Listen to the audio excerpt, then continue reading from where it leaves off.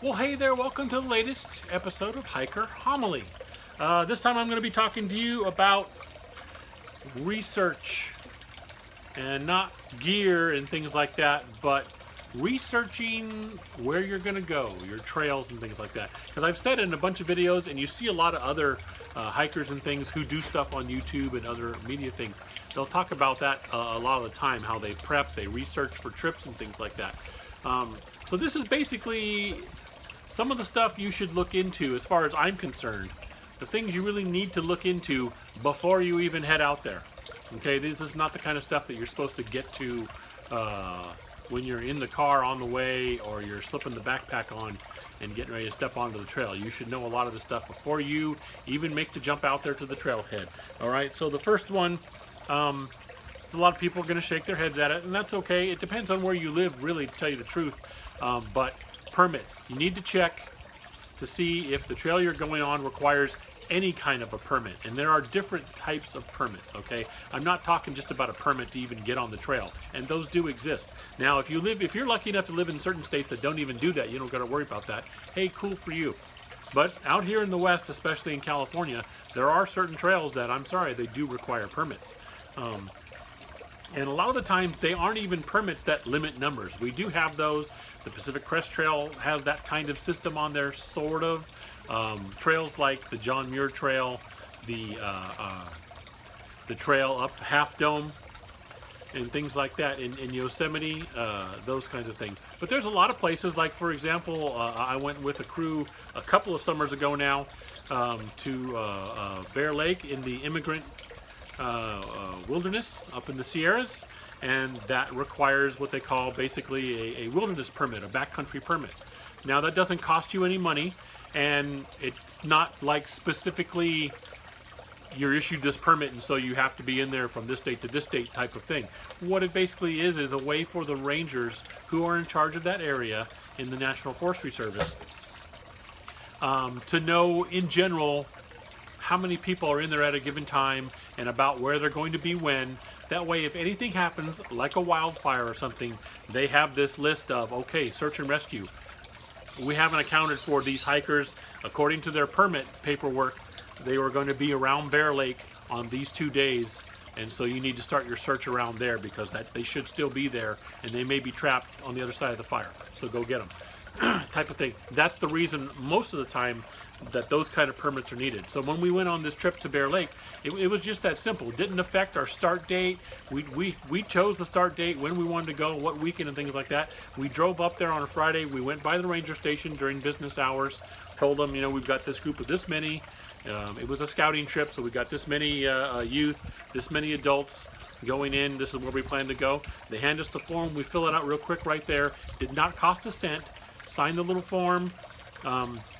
They did make sure that we had a California fire permit. They do want those. So that's another type of permit you do want to look into, especially in California. If you're doing any kind of backpacking and stuff, they want you to have a California fire permit. Those are also easy to get and very, very free. I'll check that in a minute. So anyway, we fill out the paperwork. They give us a copy. They keep a copy. Off we go. We go backpacking. Didn't cost anything. It was like a 10-minute thing, and it also gave us a couple of opportunities to ask the ranger some questions. Hey, we're thinking about doing such and such. Is this kind of stove allowed? We have a backup, so we don't have to bring it, but can we do this? How's the campfire situation? No campfires? Okay, we won't be doing one then. Just, simple questions like that. Get our permit, off we go. We went backpacking for the weekend. It was a good trip. Okay, so it's not, the system or the man keeping me from my public trails. It's just very simple, and it's basically a safety thing. In the event that some kind of catastrophe happens, especially a wildfire, they have some basic information on generally how many people are in this area and whereabouts they are. Okay? That's really what that is for. Now, there are other types of permits that are a little more stringent on that they only allow so many people there. Yeah, there's reasons for that too. It's not them just picking on hikers.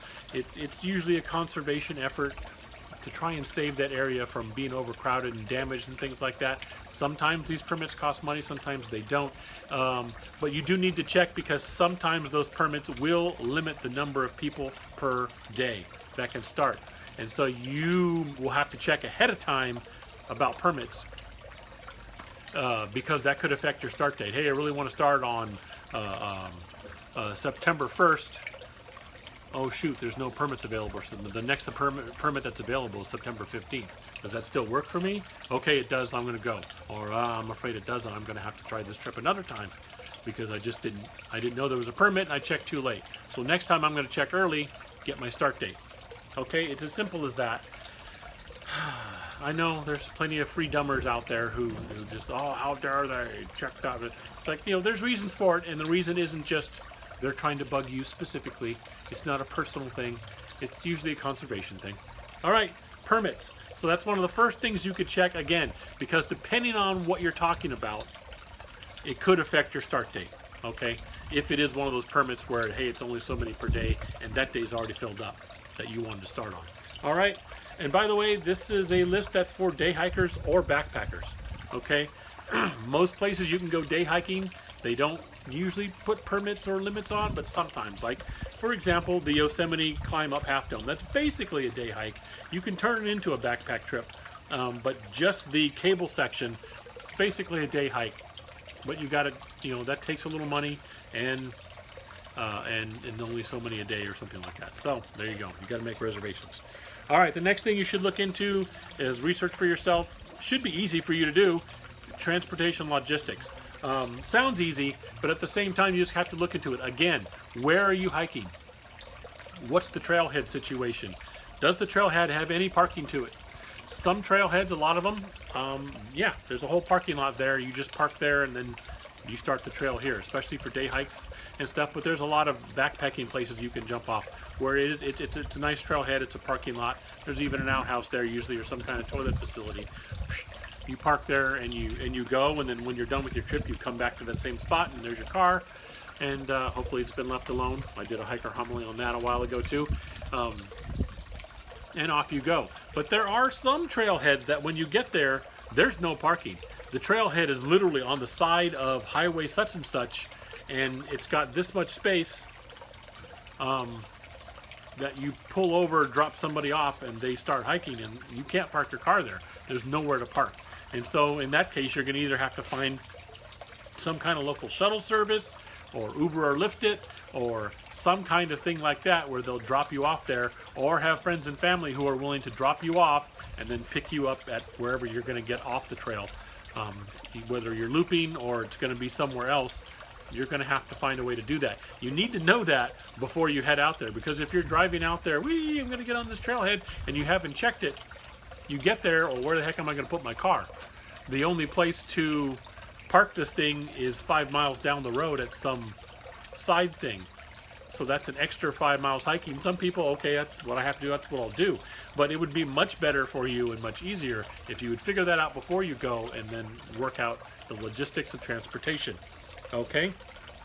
Next thing you want to check for your own thing is elevation changes. What kind of trail are you going on? Is this relatively flat? Am I hiking mostly in a flatter area in the Central Valley? Am I heading into the Sierras and I'm going to be climbing over such and such pass? What's the elevation of that from the valley I'm going into and things like that? Check on your elevation changes. You're going to want to know how hard you're going to be working. What elevation are you starting at? What elevation gains are you doing to get up over passes, or if you're going to grab some peaks and things like that and then back down? You're going to want to know all of that ahead of time so you can either prepare yourself or just basically have because hiking is a lot mental as well as physical. Just have your head together, knowing I'm going to be climbing a hill today. This is going to be a climb. I'm going to be doing this. Or, yeah, this climb isn't too bad. I can just get up there, some undulations. Just know ahead of time and things like that. Next thing you're going to want to know is water sources for various reasons. The main reason is that tells you how much water you're going to need to carry, depending on how long you're going to be out there, whether it's a day hike or an overnight and things like that. The difference between carrying 1 or 2 liters and carrying 7 liters is huge as far as weight goes. And so you're going to need to know, okay, according to this app or the information I'm getting from rangers, there's all kinds of sources you can research this. through and things like that. Friends who have backpacked in the area, online sources, things like that. Okay, there is a year-round running stream right here on this trail that's such and such miles in. So I can probably get away with 2 liters because I'll be able to refill at that stream. That's another 2 liters that I'll have, and then I'll go off, I'll do my camp, or if it's a day hike, I'll get the loop around. When I come back, if I need more, I can get more, things like that. Or I'm going to water up there, and then the further I get in where I'm going to actually make my camp, there's another water source. So you need to check those things, because that's going to tell you how much water you're going to be carrying with you and for how long. How close you're going to get to running out and things like that. Okay, so water sources, you need to know those before you get out there. You shouldn't be standing on the trailhead or already walking down the trail with 2 liters in your backpack, and then you check a map and realize there's no streams anywhere on this trail. I have 2 liters of water and I planned a 3-day backpack trip. Okay, you need to check these things ahead of time. The next one is mostly specifically, obviously, for backpackers, not day hikers, is the kind of sources for camping that are on this trail. It kind of gives you a target to shoot for every day. If I'm going to start at the trailhead here and I'm going to want to get at least so many miles, is there a place I can camp? And again, there's apps for that. There are online sources. You can check with the local rangers offices. Sometimes they can't answer their phone, but usually there's somebody there to answer and are qualified enough to answer certain questions. Hey, I'm going to be backpacking into the such and such area. Are there some flat spots that I can throw a tent down? What kind of, are there any rules for that? What am I doing?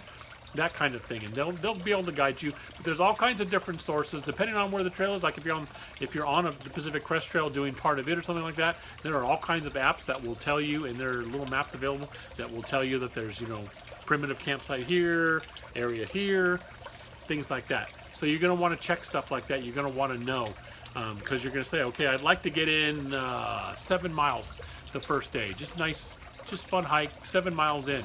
Okay, I'm looking at my sources, and there isn't a camp 7 miles in. There's one at 6.5, and there's one at 8. I'm going to go for 8. I can do an extra mile. I'm going to go for it. Off you go, and you've got that target on you. And if you get tired, oh my gosh, I've only done 5, but that last pass just kicked my butt. I'm going to stop at the 6.5 one, because you've done the research, it's there, and so you can adjust. You can be flexible, as one of the things I said, to enjoy a backpack trip. You do need to be ready to be flexible. And finally is the old flora and fauna. You don't have to be a botanist, you don't have to be a zoologist or a biology expert, but you do need to know the basics. Am I going into tick country? Is this bear country? How are the mosquitoes in this area?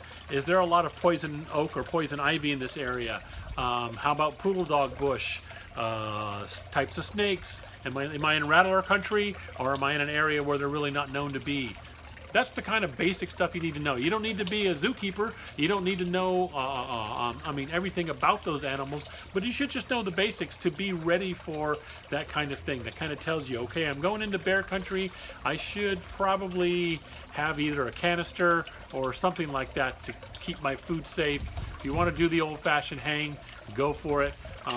Those are less and less effective now. The bears have figured those out. No matter how good you are at it, the bears have started to figure that out. And I've seen a whole bunch of information on how certain brands of bear bags just aren't working anymore. The bears are getting into those. I personally prefer a canister, and even in places that it's not required, I'll usually, if it's in bear country, I'll usually bring a canister, because really it's not really a bear canister anymore, it's a critter canister. That canister will keep out raccoons. That canister, if you get a good one, will keep out mice, all kinds of other little vermin, marmots, any of that little troublemakers who want to get to your tasty stuff, and anything that smells like tasty stuff. That canister will help you, and they're not prohibitive in weight. Although I know I've just triggered the heck out of some ultralighters. Oh, it is prohibitive in weight. It's like such and such ounces. My God. I'm sorry. It's going to be okay. So basic flora and fauna. And so there you go. Now, some of you may be saying, wow, you went through that whole list, but where the heck am I supposed to find that information? Well, as I mentioned a little bit previously, there's a lot of apps out there now that you can look up, a lot of websites that will give you basic information. You should know, that's one of the things too, is when you're checking the permit, you should know what agency takes care of that land. Even if no permit is required anywhere on it, there is a government agency. It's either going to be a regional park that you're hiking through, or state, or it's going to be Bureau of Land Management, it's going to be Forestry Service, National Park. One of those agencies is going to be in charge of that land, basically, responsible for it and things like that. And they are usually a very good source. You can find out, okay, it's the North Tahoe Forest District, and that's the ranger station is such and such. There's their number. You can usually get that information online or look it up and things like that, and give them a call, and they'll give you that kind of information. They'll let you know and things like that. So there's all kinds of sources out there. There are books like this out there. I've reviewed this one on my channel, or if I've posted it yet, because I'm filming a lot of things all at the same time and stuff. But they will have basic information on stuff like water and elevation changes and all that kind of stuff, camp areas, things like that. So there's a lot of sources out there, from books to internet to whatever agency is responsible for the land you're going to be hiking on and things like that, that can help you and give you the information you need to figure out all those things. So there you go. That is some of the basic research you really should do. I know there's a lot of folks out there, I just throw in my backpack and I go. I drive until I find a place to park and then I hit it. Hey, good for you. That's awesome. What a swell guy you are, or gal you are. So neat. Anyway, what most people should be doing is basic research. That way you're prepared properly for what you're getting into, for the elevations you're going to be doing, for water, all that kind of stuff. Be ready, and research is how you be ready. So I highly suggest it. And that's Hiker Homily for now. As always, give me any comments you feel like giving me on the places I post this on. What's the name of that social network I'm on? Facebook, Instagram. Of course, comments down below this video, and when I put it on Patreon there too, things like that. Or you can always get a hold of me at hikingforhealthca@gmail.com. And other than that, I will catch you. And also, thanks for watching. I always want to try and, sometimes I forget, I know, but most of the time I try to remember. Thanks for watching. I appreciate anyone who does. Always thankful for that. It's a funny little channel. I'm having fun with it. I hope you are too. Maybe learning a few things. Who knows? And I'll catch you next time.